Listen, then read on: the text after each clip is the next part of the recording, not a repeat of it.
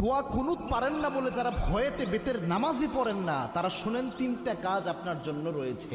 এই তিনটা কাজ করলে বেতের নামাজের পরিপূর্ণ সওয়াব আপনি পেয়ে যাবেন। সুবহানাল্লাহি বিহামদি। ইসলাম যে কত সহজভাবে আপনাকে সমাধান দিয়েছে কল্পনা করতে পারবেন না। এই যে বেতের নামাজে যে দোয়া কুনুতটা আমরা পড়ি, এটা কিন্তু অনেকের মুখস্থ হয় না, যার কারণে অনেক বড় দেখে অনেকে বেতের নামাজই পড়ে না যে আমি দোয়া কুনুত পারি না, আমি কি বা পড়বো। অথবা অনেকে এমন রয়েছে বেতের নামাজে দাঁড়িয়ে দোয়া কুনুতের সময় চুপ করে থাকে, একটা শব্দ করে না, এরকম আছে অনেকে। তো এরকম কোনোটাই মাধ্যমেই আপনার কিন্তু দোয়া কুনুতের যে হক এটা আদায় হচ্ছে না। এবং বেতের নামাজ এটা কিন্তু ওয়াজিব একটি নামাজ, এই নামাজকে আপনি ইচ্ছা করে ছেড়ে দিতে পারবেন না, এবং ওয়াজিব সবসময় চাইলে আপনি তরক করতে পারবেন না। এই জন্য বেতের নামাজ গুরুত্বপূর্ণ।